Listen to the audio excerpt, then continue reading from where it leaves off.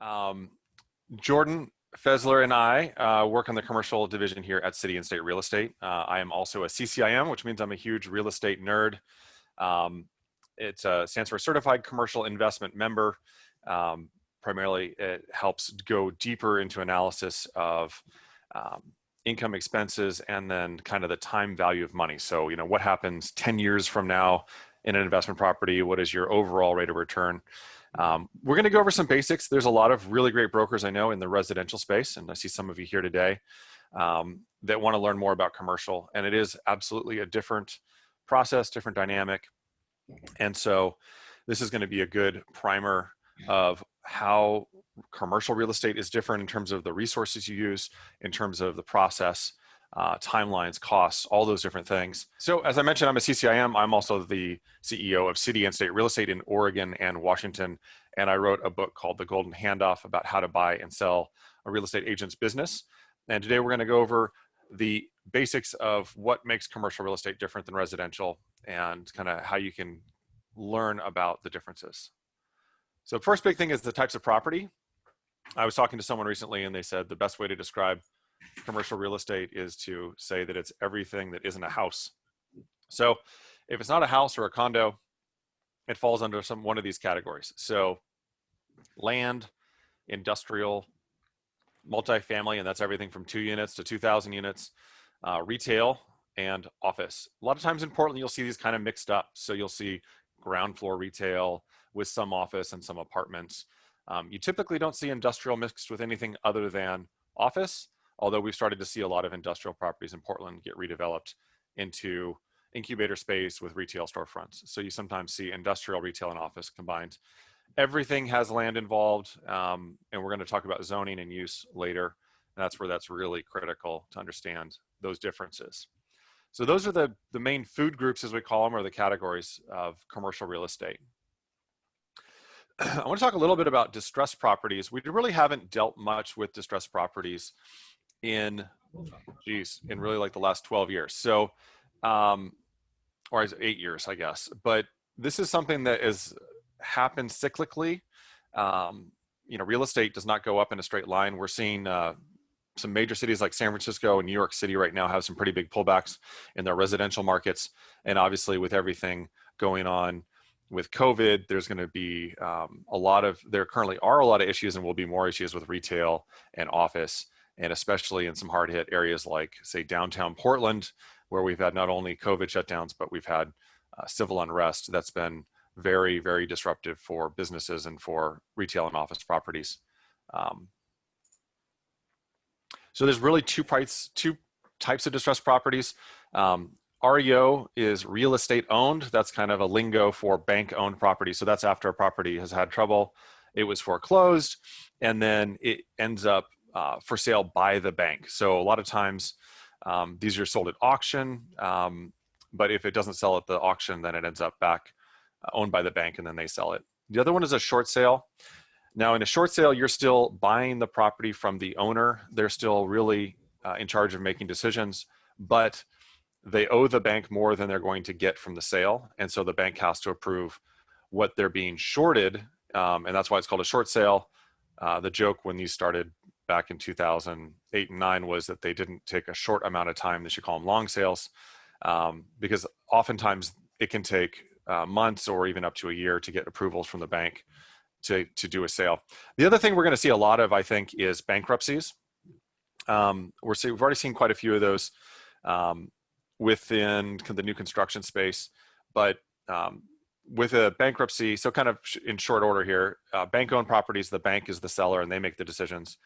In a short sale, the current owner is the seller, but they have to get approval from the bank for the amount they're selling it for. With a bankruptcy, there's a trustee involved, and that is the person that is charged with selling the property. They act as the seller, representing the interest of the creditors. So that's kind of the difference. They all have a little bit different process. I think we're going to see more of those. So it's interesting to kind of get up to speed. Jordan and I recently just closed on a 20-unit apartment that was a short sale with multiple lenders, some traditional lenders and some private lenders. And so that was a very complicated, long-term process to get the approvals from everyone that we needed to be able to close that deal. So the main thing we use when we're looking at analyzing properties, so if someone said, hey, I want to buy a property and I want to get a good deal. So if you're a broker, you hear that a lot. I want a good deal. Well, that means different things to different people. And if you have 3 different options, let's say there's, you're looking at 3 different properties and you want to decide which one is the best deal, an APOD is a great way to figure that out. And that stands for annual property operating data. And it takes everything into the whole year and kind of makes it easy to read in one form and gives you some different metrics, which we're going to talk about as well. Metrics are ways to measure things. So the way you use an APOD is, and if you're having trouble seeing this, you have the ability to zoom in and out on your end and make this a little bit bigger. And we're happy to send an email to everyone that's on the call today with a copy of this you can use. So you have your loan information, and if you're paying cash, then basically your down payment is 100%. You have your, and then that'll create, use an amortization calculator to figure out your monthly and annual payments. And then you have your total units. So obviously, if you have more than 2 units, you just keep adding to this. If it's just one big warehouse, you have 1 unit. So if you might have a mix of units. So typically when we sell apartments, there'll be a mix of studios and 1 bedrooms or 1 bedrooms and 2 bedrooms. So if you had, 6 1 bedrooms and 6 2 bedrooms, you just put, 1 bed, 2 bed, and there'd be 6 of each, and the total rent per month. And then that calculates up the total rent, which gives you your annual rent. Now, if every unit is rented all the time, that's called your potential rental income. That's theoretical because we do have vacancy. Sometimes people don't pay rent. Right now, I think, Jordan, it's 10 to 15% of tenants are not paying rent in the apartment space right now? I don't think it's quite to 10%. A little under 10? Yeah. Okay. So when you But take out, vacancies are typically underwritten at 5 or 6%. yeah, we've been using 5 for a long time, and I know that the downtown core is above 6 now. So we take out your vacancy and your credit losses, and that means people not paying, and that gives you your effective rental income. And then you add in, this is additional income. So RUBS and pet rent. RUBS is rental utility bill back. So that's, let's say you charge $1,000 a month for a studio apartment, but then you charge everyone an extra $50 for utilities. That's what RUBS are. So you add that in as additional income. Typically now people will charge not only an additional deposit for pets, but they'll charge what's called pet rent. And we're seeing what, $25 a month per pet, Jordan? Is that Yep. kind of going right? That's across the board. Yep. Yeah. So then you add that in as other income. So it kind of increases your rent, and that gives you your gross income. And then you take out your other expenses. So operating expenses. So you've got taxes, insurance, management. In Portland, there's a landlord fee. Different cities and counties and states will have different rules and fees and taxes that you have to maybe account for here. And then we put in repairs and maintenance. Usually we figure 4% of the annual gross operating income is a fair number for what to account for when you are looking at what you think the repairs and maintenance are going to be. And then you kind of have your basic stuff. So garbage, water, sewer. If it's a newer building, you probably have fire sprinklers, and then you have to have monitoring. If you've got a lot of land, you've got landscaping, and then you've got your power bills. Typically for the common areas in really old buildings, sometimes there's only 1 meter for water and sewer and 1 meter for electric or gas.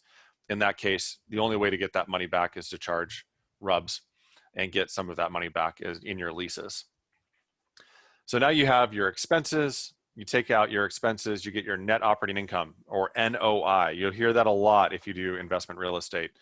And again, that's your net operating income before your mortgage payments. That's really important because different people are going to choose different loans with different amortization periods with different interest rates. And so you can't compare the property based on the debt. You have to look at it without that when you're comparing it. Now, for that investor, you definitely want to know about their cost of funds or their debt service, because if you want to know what your real cash on cash return is, you need to know how much money you have invested and what you're paying for the money you're borrowing. So you have your net operating income here. You take out your annual mortgage payments. Now, Keep in mind when you're taking out annual mortgage payments, you're not doing it with like a typical residential where you do a PITI or principal, interest, taxes, and insurance. This is just principal and interest. You're already counting your taxes and insurance up here as hard cost expenses, so you don't count them twice. And then you have your cash flow before taxes. To do that, you have to know the loan amount and the loan terms and the payments. And when you have that, you can figure out everything. So we start here with cap rate. That's the most commonly used.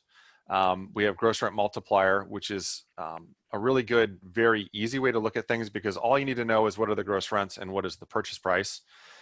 The hardest thing to figure out is cash on cash because you have to have all of the loan information in order to do that. We also do price per door or price per unit, and we figure out expense ratios as well. Sometimes that will help you figure out if a property is operating efficiently or if for some reason they're spending too much money on expenses. So over here, we kind of talked about this. So soft costs versus hard costs. So soft costs are flexible. So your interest rate, your management fee, your repairs and maintenance. Obviously, an older building is going to have higher higher maintenance costs. A new building will have almost no maintenance cost. A property with a large grounds and lots of amenities like a community pool and gym and meeting rooms, a lot more maintenance and repair cost as opposed to a building with just like studios with no yard. You're going to have very little in the way of maintenance and repairs. The bigger the unit count, typically the cheaper percentage on management.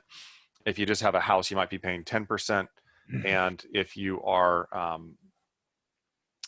doing 100 units, you might be paying 3 or 4%. Vacancy, like Jordan said, we've been using 5% for quite a long time as kind of our standard vacancy.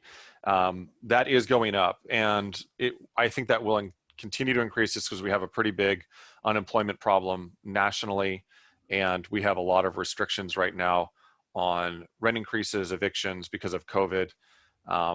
And so there's a lot of tenants that aren't paying because they don't have to, but that will come to a close and they'll either get caught up or they'll have to move out. And your operating expenses, that's the other thing you have some control over.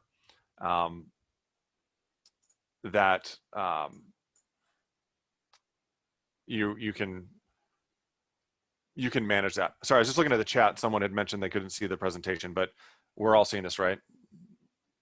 Okay, good. I see people nodding. Thanks. So here's how you do the math on these metrics. So gross rent multiplier is also known as a GRM, and that's your acquisition price divided by gross rents, and it's a multiplier. And typically, the lower that number, the better for the buyer, and the higher that number, the better for the seller. Right now, Jordan, where would you see the market is on GRM right now for plexes? You were saying, we were talking about this yesterday, is around 12? Yeah, 12 anywhere on the outer banks of Portland. So if you're going to close in a property that has more location value and has higher appreciation value, you see a higher GRM. Right. So lower rate of return to the buyer. Yeah. And then somewhere, 70th to 120th, you're seeing GRMs. You mean Avenue, right? Like in outer East Portland? Yes. Okay, yes. Thanks. Yep. So the sexier close-in properties typically have a higher GRM. Yeah. So just in simple numbers, if you had $12,000 a year in gross rents and you had a GRM of 10, it would mean that the property would be worth 120,000. And so if you had a property, same thing, where the GRM was 5, it would be $50,000. And if you had a 20 GRM, it would be $200,000 or 240. So that's kind of how that works. That's the easiest one to figure out because you only need to know these two numbers. The next thing you can figure out is cap rate. To do cap rate, you have to figure out your expenses. So instead of gross rents, you're going to use net operating income, and you divide it by your acquisition price, and that gives you a cap rate. And that's expressed as a percentage. The percentage cap rate lately has been 5 to 6%. Jordan, is that kind of what you're seeing in the multifamily space? Yes. So that means for every, say if you have a building that you buy for $1 million and it has a 6% cap rate, that means um, after all of your expenses, you would have $60,000. And then from that, you still need to pay your mortgage if you have a mortgage. So um, that's how you figure out a cap rate. Cash on cash return, you have to have the most information because you need to know cash flow before taxes. And what that is your net operating income minus your debt service. So that's your 60,000 minus your mortgage payments, and then how much money you invested. So that's your down payment plus your loan fees, appraisals, inspections, whatever you spent to buy the property. That's what that is. Jordan's buying a multifamily property right now. There's some units that have been vacated, so they're upgrading those. So those are that would be added to your money invested, would be your down payment plus your remodel improvements. And then that'll give you a true cash on cash return. And the big thing here is that this is how much money you're making on the money you actually invested. So here's some tools for commercial real estate. CoStar and LoopNet, that's kind of basically the MLS for commercial realtors. Those programs, I want to say LoopNet's 110 a month and CoStar is around 500 a month per agent. It gives you pretty good data. It's not as perfect as, I would say the data in RMLS is actually more accurate, but RMLS does not have a lot of the information you would need to do an evaluation on a commercial property or to see what's available, because many of the large commercial brokerages are not members of the MLS. Another program is called Vertical Email. I love this program. It's basically an email listserv for commercial brokers all over the West Coast, I think into Idaho and Montana too. And you can search for properties on that, or you can email all the brokers and investors that are members when you have a property for sale. Portland Maps, a lot of folks that are in residential are familiar with this, but this is our citywide GIS, or Geographical Information System. And this allows you to search for the zoning, look at the lot size, look at permit histories, all that. We have got CAB forms here. That's the Commercial Association of Brokers. We're members of both, PMAR and the Commercial Association of Brokers. So we have access to their forms. That's typically what folks use when they're doing commercial deals, or they'll have an attorney draft an entirely custom sale agreement. And if you are trying to do commercial and you're mostly a residential agent, sometimes you'll get an offer in and they'll push back and say, well, we want to do it on this form, because most commercial brokers are going to be more familiar with the CAB forms than the OREF forms. The other thing is LOIs and offers. So in residential, typically you just go into OREF or ZIP form and you put together a full sale agreement, and that's what you present. It's very common in commercial real estate that you start with what's called a letter of intent, or an LOI. And that's basically like a one-pager that is non-binding that says, hey, we'll pay you $1 million. We want 60 days inspection, close in 90 days. And we want information on these, the leases and the survey and, extra, et cetera, et cetera. And then if everyone can agree on that, then you put it on a full sale agreement. The other thing is that contract standards are very different in commercial versus residential. The timelines are longer. Your buyers are gonna have to spend quite a bit more on due diligence and inspections if they want to do it prudently. And so your timeline, basically the big thing is your timelines are just much longer. And in residential, a lot of your timelines are fixed. So you have 10 days for inspections, you have a set time for appraisal, you've got a set time for closing, you've got a set time for reviewing the prelims. In commercial, it's pretty common that the seller will have 10 business days to provide a list of 20 documents that the buyer wants. And then the buyer will have a certain review time from when they get the documents. That way you're not stuck getting a stack of paperwork and only having a couple days left to review it. So the timelines and the process in commercial is a lot more complicated and drawn out, just because there are a lot more layers to the onion when you're doing a commercial deal to do it correctly. So here are some differences between commercial and residential. Like I said, contracts, residential, you typically use OREF forms, and commercial, you typically use CAB forms or custom forms or letters of intent. Um, residential, RMLS is absolutely the gold standard. You really don't need anything beyond that. But in commercial, you need to also have CoStar, LoopNet, and vertical email. We also use RMLS. There's not much in the way of commercial listed there, but there definitely are some things. So it is part of the searches, but you can't rely on that. Financing, 30-year fixed mortgage is really the standard practice in residential. You might have a 15-year. No one's really using ARMs or anything else right now because rates are so low on the fixed mortgages. In commercial, you might have hard money, private money, bridge financing, construction financing, SBA financing, Fannie Freddie financing, traditional conventional commercial financing. The thing about that that's interesting, I just bought a large commercial property myself, and I was talking to 10 or 12 different banks and lenders. I narrowed it down to my top 3. And all of the terms are negotiable. So they have kind of a range of what they do, but you can still negotiate pretty much every aspect of the loan.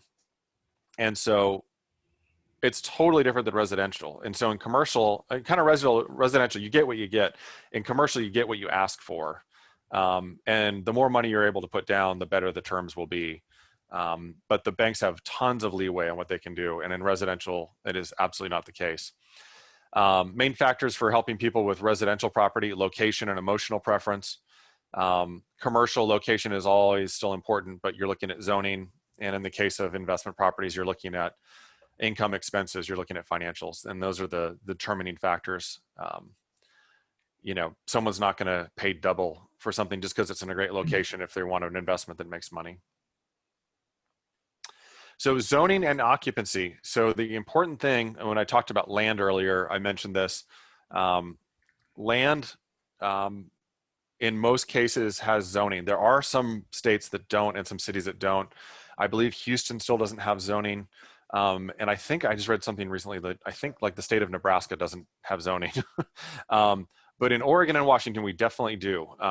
And so you need to understand there's a difference here. So zoning is what's allowed on the land, regardless of what's on it. So if you have a vacant piece of land and it's zoned CM2, that allows you to do retail, office, apartments, maybe some light manufacturing, but not heavy industrial. Now, you could also have a neighborhood where it was rezoned and maybe you've got a house on that lot, but it's zoned CM2, right? So you might think, hey, it's zoned commercial, so I can do whatever I want, even though it's just an old house on that lot. Pretty common in Portland to see that scenario. But the difference is you'd be correct that the zoning allows that, but that occupancy certificate for that building is specific to that building. And in this case, if you're talking about an old house, it's zoned for residential. So just because you could have a restaurant or a dress shop or an apartment building there, it doesn't mean you can just all of a sudden open a restaurant in your old house because of the zoning, because you have another layer, which is your occupancy class. And every property has an occupancy certificate. The thing that's interesting is if you work in residential, you never know that or look at it because you're typically just helping people buy and sell houses. And it's just assumed that your occupancy certificate is for residential. But when you're doing commercial, you need to understand both zoning, which is, again, that goes with the land, and then the occupancy, which is specific to the building. And depending on what you're going to do to change the occupancy, you could be looking at significant time and money invested to make the changes that would be required to take, say, an old house to a restaurant. In some cases, it would be so expensive, you're better off tearing it down and just building a new one. So again, just kind of mention that zoning is what's allowed by right on the land. I don't know why there's a question mark there. That's actually true. And the use in the occupancy class, that's what's allowed in the specific building. So one of the other things that's different in the process is typically you are, in residential, you do environmental studies, but it's usually limited to an oil tank, potentially soil sample, which has a very specific process to resolve if there's, or remediate if there's a leak.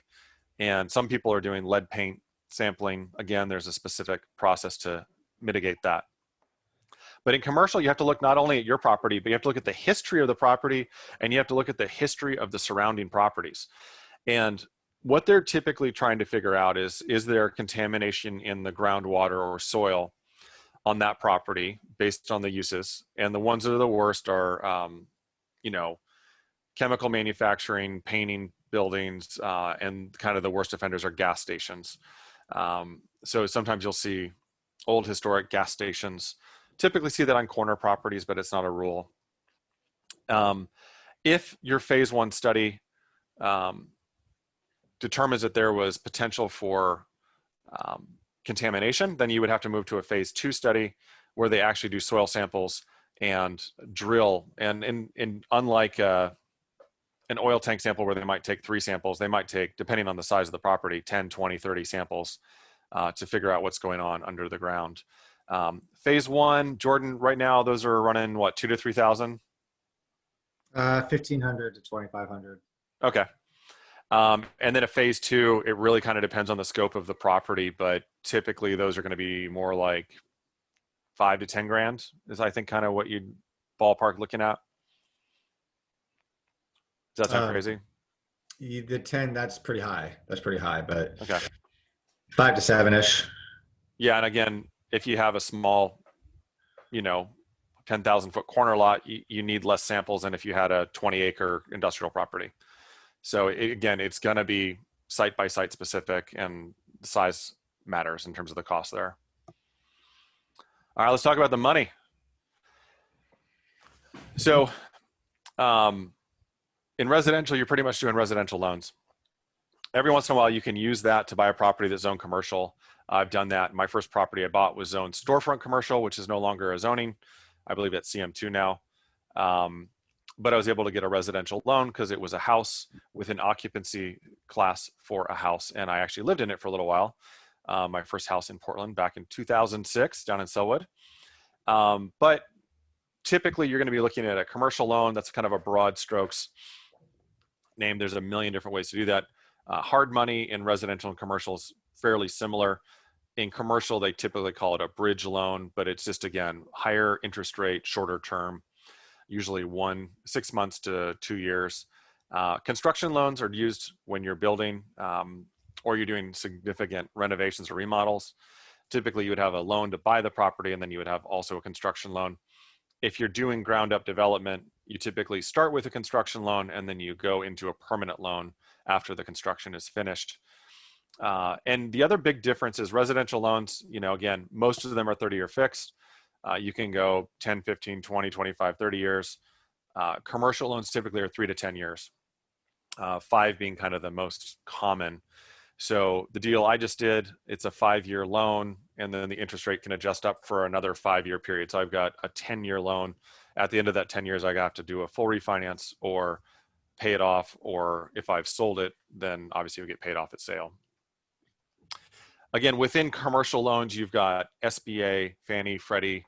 SBA loans are owner-occupied loans. You can go as low as 10%. You have to use 51% of the building or more. Fannie Mae and Freddie Mac loans are typically used on sized apartments. And then there are also USDA loans, but we don't typically deal with those because we don't do a lot in rural areas. But that's kind of and then you have your just what you call conventional commercial loans as well, which is going to be, you know, you're 25 to 35% down, 5 years fixed, you know, with a variable interest rate. Another big difference, and this is not strictly commercial. You could have a residential house that was a rental and do a 1031 exchange, but basically a 1031 exchange is something you can use on any property held in the United States for commercial investment or business purposes. And what it basically means is like, it's any property that you don't live in or it's not a vacation home. So we're gonna, so a 1031 exchange, what it means is basically, let's say, so for example, I bought a little house in North Portland that was a fixer. I fixed it up. I rented it out for a couple years. And then I think I was into it for 200 grand and I sold it for 300. Well, I have a gain of $100,000 and I either can pay the capital gains tax on that or I can do an exchange. And the exchange allows you to sell a property and buy another investment property, and it doesn't get rid of the taxes, but it's a capital gains tax deferral.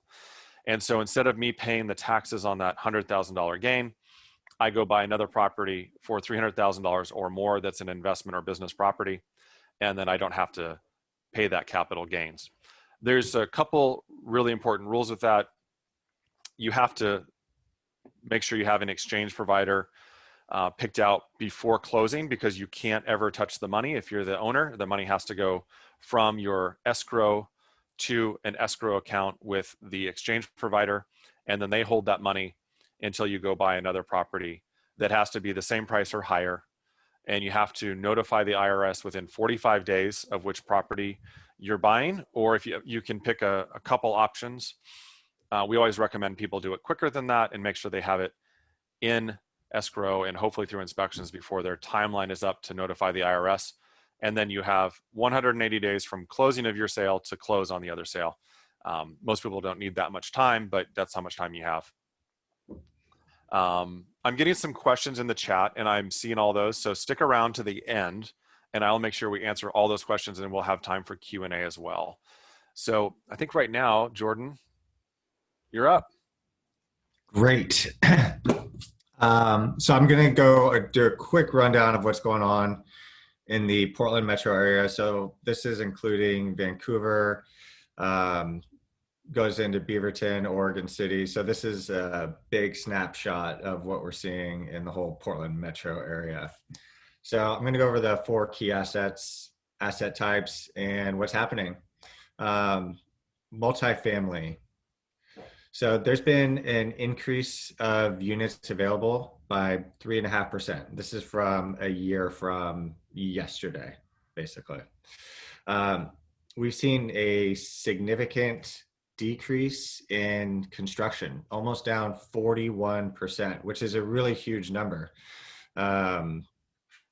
What we're anticipating with a decrease in construction is we're going to see the rental market tighten up in probably 2 to 3 years. We can use that as indicators when we're looking at multifamily properties. Is this a good purchase? Can we increase our rents? What's it going to look like in 3 years down the line, 5 years down the line? What this tells me, if I'm seeing a decrease in construction by 41%, is that the rents are going to remain relatively flat for the next few years. And then with hopefully more positive migration coming here, the rental market's going to tighten up again, and we'll probably see rents start to increase significantly. Vacancy, it's slightly up. We're seeing an increase in vacancy in the core of Portland. A lot of people have been moving out because of everything that's been happening in this town, moving out to the burbs. They're getting a little bit lower rent and getting a little bit more space. Market asking rent, which this is some real-time data that we have. We're not sure that we're actually seeing that in the field, but the market asking rent in the Portland area is $1,371. It's pretty flat from last year. We actually believe that it's coming down a little bit, though the data is not showing that. We'll see what happens when a new market report comes out. As far as sales go for multifamily, the average sales price is $240,000 per unit. So if you have a 10-unit multifamily, the average price for door might be $240,000, so $2.4 million. There's a lot of variables when it comes to that. This is a pretty broad look at it. So there's many things that we have to look at when you're evaluating the actual price per unit on a property. Market cap rate is at 4.8%. This is still a very low cap rate. Um, a lot of investors that you talk to may be saying that they want a 6 or 7 or an 8 cap. Um, and that would be fantastic if you're able to achieve that. It's very unlikely in the Portland market or the surrounding areas. They've been floating around 5% for a few years now, and will probably remain that way as interest rates are very low and money is pretty cheap. 12-month sales volume is significantly down, almost $900 million of decrease in sales of multifamily from last year. So that's a really big number. A lot of people have been scared by this pandemic, haven't wanted to list their properties. And that's where we've been seeing a significant decrease. The buildings close in, 4 and 5-star buildings, are seeing significantly higher vacancies than any other type of multifamily. So you're talking about the Portland core, the high-rise multifamilies with, 2 bedrooms, close to $3,000 a month. They're seeing a lot more vacancies on that. And one thing that is, been playing out and has been a big challenge for a lot of property owners right now is the moratoriums on vacating tenants and also a deferment of rents. I'm not sure if you guys are aware, but it's been a big headline across the state and in Portland. If any tenant is struggling because of COVID reasons, they do not have to pay their landlord. The payment is deferred, and that deferment has been extended into, I think, the end of Q1 of next year. But they can basically live in that property without paying anything right now. And they'll have to pay them at some point, but I don't know how they're going to come up with that, an extra 10 grand in a few months that they haven't paid. So it's a big problem. It's scaring a lot of landlords, and we'll see how it plays out in the end, but it's a big deal. We'll go ahead to the next one, Nick. Retail, since this pandemic hit, this is one of the most volatile assets that's out there. This, includes restaurants, bars, all these types of retail where people like to go to spend their time, to socialize, and they can't really open their doors. So there's been a significant dip in the Portland retail market. Again, construction has decreased by almost 40% on retail. That's pretty much across the board for all assets. Something that stands out to me on this is the net absorption. So there's less people renting space than is becoming available.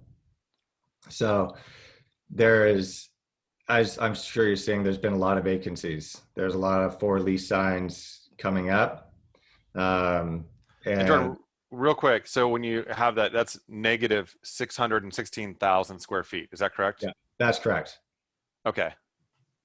Negative, and that's down from a positive number from just a year ago, a positive million almost. So it has come down almost 1.6 million square feet in just about a year. Wow. Yeah, it's a staggering number, and it's really hitting a lot of these retail property owners very hard. We may see some foreclosures sometime next year because of it, because they're not able to pay their lenders. It could be an opportunity for some people who want to pick up a property for, pennies on the dollar. We'll see how it plays out, but it's something to keep an eye on. Even with that said, market rents haven't changed very much. And the market sales price, those haven't really changed very much in retail either. I think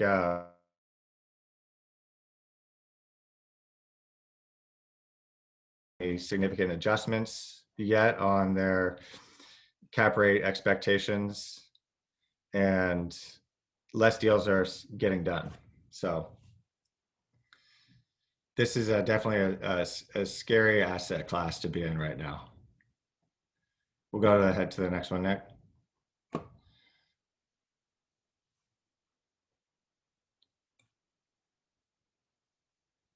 To my internet, am I still here, guys?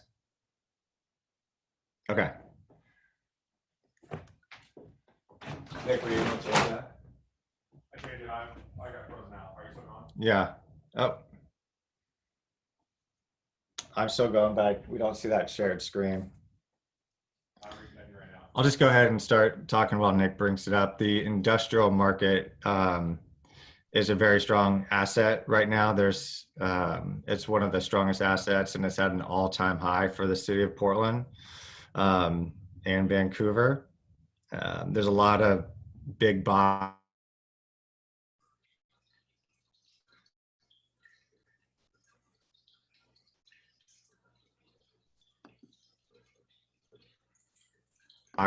businesses moving in here, or moving products, places like Amazon, Safeway, Costco.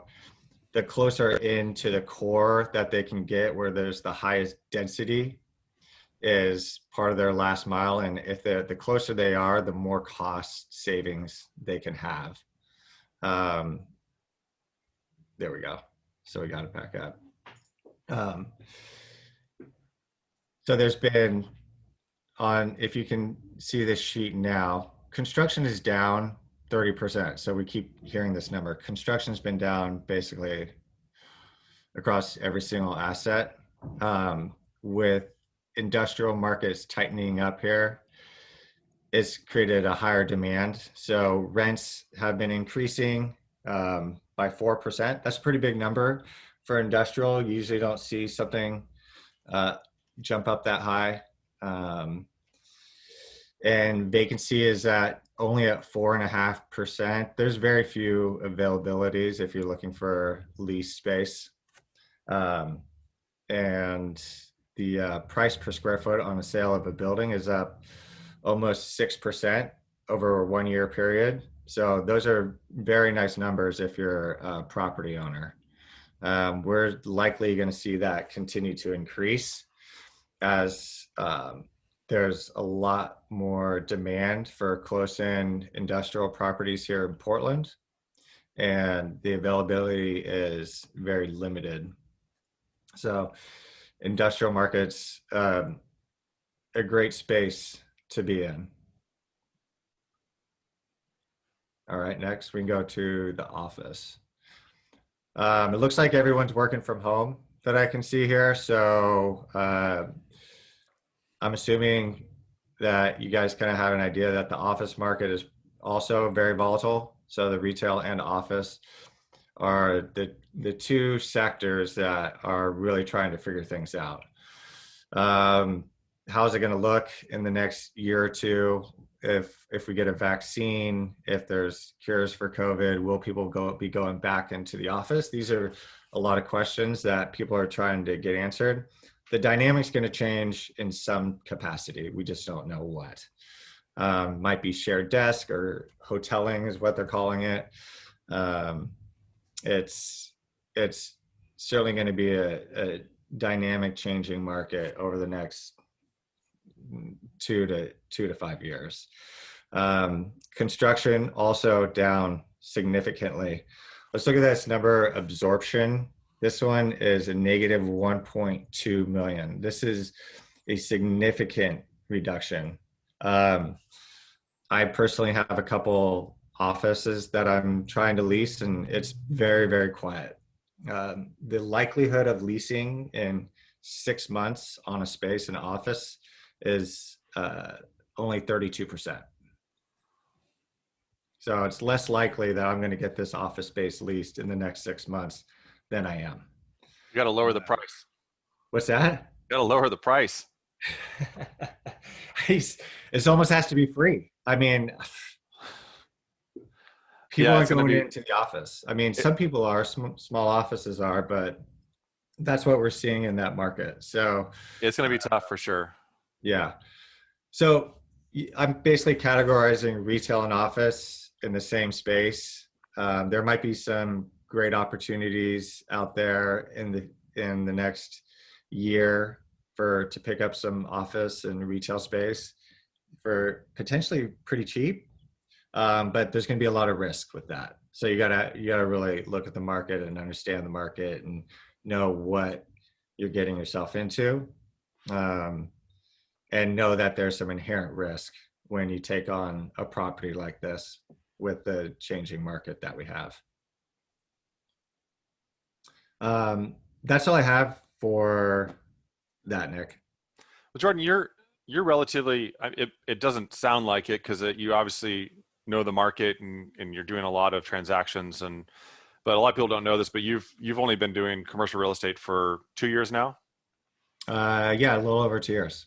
and so I think it'd be great for you to share kind of what were some of your big ahas or kind of the hard part of the learning curve for you um, in learning commercial real estate. What are some of the things that if we go back in on like the first week, I could be like, hey, heads up, there's a couple of things you should know. What would that be? Um, I think you should know that there's more sale fails in commercial than there are in residential. Um, a lot of it's numbers. Um, it's if numbers don't work, then uh, people will bail out of the deal. So it's less emotional. Um, so I think that was one of the big learning curves on that. Right. Okay. Yeah. I think. Um, Go ahead. Sorry. no, go ahead. I think that's true. I think that because it isn't a place you're going to live in, it's not like you have to get the house closed because your kids are starting school. It's an investment. It's a less emotional decision. There's still a lot of emotion in commercial real estate. I think that's one of the things I hear a lot from people is, oh, hey, I want to do commercial because there's no emotions. Well, when people are making or losing a lot of money, it can get emotional. Um, and I would say the other big learning curve in commercial is just how much more complicated it is. I started out in residential and I switched to commercial. And in the last year, I've helped a couple of clients that I've known a long time with residential transactions. And I was kind of shocked at honestly, like how much easier it was than a commercial transaction and how the buyers are usually once you get it in contract, they're committed to closing it. Um, I would say, another thing you mentioned cap rate, and we talked about it a couple of times, people wanting to get a great deal.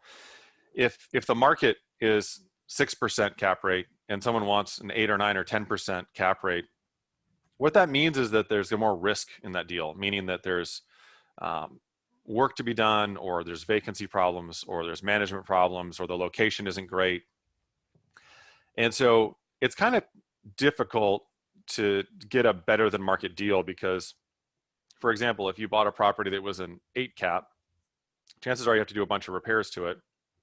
By the time you make all those repairs, it probably is end up being a 6 cap again when you factor that in. So, sometimes things can look like a great deal, but you really want to take into account, um, things like rehab costs. If you're going to have a bunch of work to do, you're going to have a bunch of lost time and lost rent versus buying maybe something that isn't as much of a great deal, or it has a lower cap rate, but you don't need to fix everything and all the tenants are already there, so you start collecting rent on day one. So those are some things to keep in mind.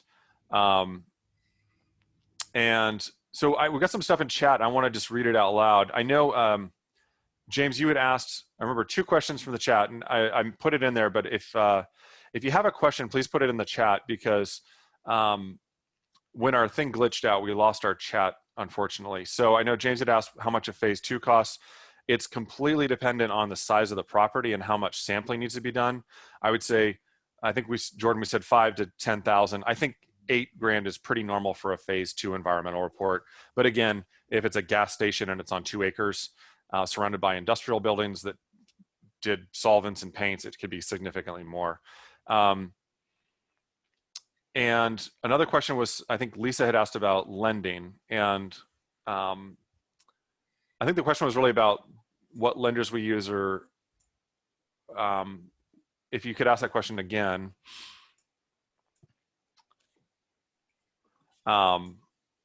So I'm going to just assume I remember that question, which was, who are the lenders you use in commercial? And the answer is, because it's so negotiable, what's really important is to have relationships with a lot of different banks and credit unions, or have a really good commercial mortgage broker. And because each bank is going to have different levels of their percentage of loans. So like a bank might have 80% of their loans in apartments and only 20% of it in office on their commercial portfolio. And all of a sudden they might decide, whoa, we've got way too many apartments. We don't want to have this many. And so they might still do the loan on it, but they want way more money down, or the interest rate's much higher. Whereas the credit union across the street at that moment in time might say, hey, we have way too much office and retail. We need more apartments. And so then they offer special deals. And so the thing that's important is the appetite for different property types and locations is always changing with banks.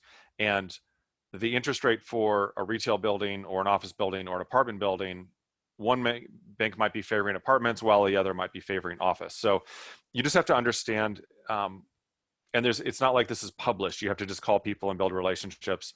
And that's where having a good commercial mortgage broker can really help, because hopefully they're having those conversations and they know, hey, this XYZ bank is saying that they'll do 3% apartment loans, but we know that they don't really want to do those because our last 3 clients got declined and they were good, but they want to do office. If you want to do an apartment, you need to go to, XYZ credit union. And then they really actually love doing apartment deals, even though their interest rate's half a point higher. I would jump in and say that commercial lenders, it's way more competitive, and a lot of them make their own rules. So you have the ability to leverage a better deal for yourself or your buyer. I think, James, you had a follow-up, is how much is remediation if the phase 2 turns something up? It's just, that is too broad of a question to give you an answer. It's literally specific to every single property. So that could be, I had a big commercial deal for an industrial park go up because there was $500,000 to $1 million worth of remediation that was needed on a $5 million deal. So the buyer and seller could not come to terms on how to deal with that. And so the buyer decided not to purchase the property. So that's the largest I've seen. Personally, they can go higher than that if it's a major industrial site. And then you could have something very small. Like you could have a commercial deal with a residential oil tank where it costs $3,000 to take care of it. So it can kind of be all over the map. Jana asked the question, has retail restaurant market in downtown or the Pearl dropped in price? Or is it expected to? Are there deals in the market yet? Couple different questions there. So Jordan, I think that the report doesn't show a major drop in retail. I mean, they're still asking for 22. Core Pearl is going to be much different. In the Pearl, they're at $50 a foot. That's had to come down. There's a lot more. You have a lot more leverage. It's not right now. If you're looking to get into a space, they're doing some rent abatements where you can get 3 months free, 4 months free, 6 months free. Sure. They'll probably look at anything, is what I would say. As long as you have the risk in opening up a new space in the core, when we don't really know when people are going to be back out and about. I'd probably wait it out through winter. I think people might be a little bit nervous going into indoor spaces.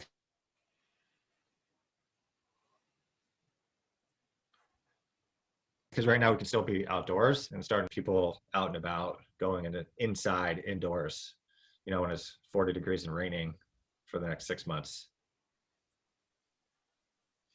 All right, Aaron had a question. I'm going to unmute you. Oh, good. I was just typing and it was tiresome. It's okay. Ask your question. Okay. So I was just thinking, because I wanted to find out, Nick, why you went into commercial from residential. And my question is, like, if your goal is to, which is, I'm thinking this is why you did it. If like my goal is to invest in like multifamily, wouldn't our career path be better aligned to then maybe try to do commercial or to learn that side of the business so it's aligned more than just being like a residential real estate broker, but then trying to break into investing in multifamily? Because isn't it goes to commercial if it's over 4 units, right?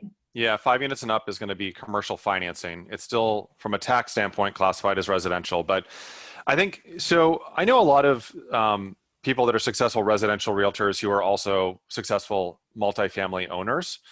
And typically they own smaller properties. There is some more efficiency you get in owning larger properties, but it is nothing wrong with buying smaller properties as you're building a portfolio. But the problem is if you end up with like 30 duplexes, now you've got 30 roofs, 30 water heaters, 30 tax lots, 30 yards, 30 sidewalks. So it can be very inefficient from an operation standpoint. So I think that where you can kind of blur the lines a little bit is the multifamily space, because it's more residential than it is commercial. Even when you're above that unit count, it's still people living somewhere, even if the lending's slightly different. Where you're really need to learn the differences is if you're going to get into owning office and retail, because the way that that market works is so different and the rules and the process is so different. For me, I just was curious about it. My first property I bought happened to be zone commercial. And at the time that was actually really difficult to get the loan because it was like, can you rebuild a house in this zone if it burns down? And different zones, the rules are different. And so I kind of learned it on my own. And then part of it was, as I was doing residential real estate, I met commercial brokers and I thought, man, they're working on these really cool like projects where they have condo towers with retail spaces and they've got these big office buildings and, they had fancier cars than me. And I thought that that would be a really cool thing to learn how to do. And I originally learned commercial real estate because I thought I would get into development. And I realized during the recession that the amount of risk you have to take as a developer was more than I was comfortable with. Because I saw a lot of people lose a lot of money. Some people lost all of their money. And so for me, I didn't want to work that hard to end up in that position. And I think right now we're going to have some people that are going to go through that same process where they've invested a ton of time and money, and the market right now is incredibly difficult for new office and new retail, and even new apartment buildings are slower to lease up than maybe they would have been a couple years ago. So I think I think all knowledge is good in terms of making a business decision. You can have a fantastic career in real estate and just do residential. But yeah, you definitely will have an advantage if you want to invest in office or retail or industrial, if you're also working in that space and just know what the norms are. Just like in residential, if I said, hey, Aaron, what's the average house in your neighborhood going for? That. Whereas I said, what's the average office rent in your neighborhood? That would be something, if you're not in the business, you wouldn't know. So maybe something looks like a great deal, but it really isn't. So it definitely gives you an advantage, and you get to know the other people that are involved in that market. And, Jordan's doing a deal right now. It's listed by a commercial broker. He found out about it off market, probably because he's in the business. And it's a pretty good opportunity. I just bought an office building in Idaho, and I found about it because I knew a commercial broker there who brought it to me. And that wouldn't have happened if I wasn't in the same. I don't think that they wouldn't have brought it to me if we didn't have a relationship as being both commercial brokers. Which commercial brokers do you use? We have a list of referrals that we use, Lisa. Maybe Katie can share. Oh yeah, we have a vendor guide, which is not on our website yet, right? I think we're getting it. Katie, I probably muted you. But I don't have any commercial brokers on there. We should have 2 commercial lenders on there, I think. Yeah, I'll share a couple. Lisa, I like to start with some lending brokers that kind of shop around for you a little bit. They often have great relationships with many banks. So if you're getting into something like this, build a relationship with a lending broker that can shop your deal around, and you can usually get the best rate. So that's typically where I start. And And we have some resources we can email you guys. Yeah. Katie, we have everyone's email, right? Yes. Okay, we can follow up with that. We'll send everyone a link to or an attachment of the APOD form as well, so you can kind of play around with that and get familiar with it. And certainly, you know, our company here, City and State Real Estate, we're continuing to grow in Oregon and Washington. You know, I know some fantastic brokers that are transitioning from residential to commercial, and we have a great residential group too. I see some of our folks on the call today, which is exciting, learning more about the biz. And so if you're looking for a place with more mentorship, more opportunity to kind of accelerate your career or transition and add commercial to what you're doing, that's something I'm a big believer in. I don't think you have to be one or the other. You know, I've had a very successful career being able to do both of those things. And if you're a true student and you put yourself to work and learn the skills and ask good questions, I think you can certainly do both. I don't think you have to pick one or the other, and certainly you can. I would say most of the time residential is more predictable. Commercial, bigger highs and lows, like Jordan said, a lot of deals fall apart, but it is fun when you get to close a multi-million-dollar deal and get a 6-figure commission. That's a fun day. And it's cool to be able to, for me, the thing I love about commercial too is not only are you helping people with their households, but you're helping the city and kind of helping shape and mold the city as a whole in terms of the neighborhoods and the businesses and the people that are really the leaders of the community. And that's really always exciting to be in the same room as those folks and hear their perspective and learn what's going on from that level. Lisa had another question of, are we going to do additional commercial webinars? We're kind of cycling through these. We try not to do the same class over and over. So we try to do this a couple of times a year. We've recorded this, so we'll be happy to share it with you as well. Katie will be getting that up, I think, on our YouTube channel. And thanks everyone for coming today. I hope you learned some valuable stuff. And if you have questions, please feel free to reach out to Jordan or I, and we'd be happy to help you out if you've got something going, or if you have a commercial deal that's way too crazy, you can by all means hand it off. We'll give you a healthy referral fee and take great care of your people. So thank you guys so much for coming. Thanks, Nick. Guys. It was great. Take care, guys. Have a great day. Bye.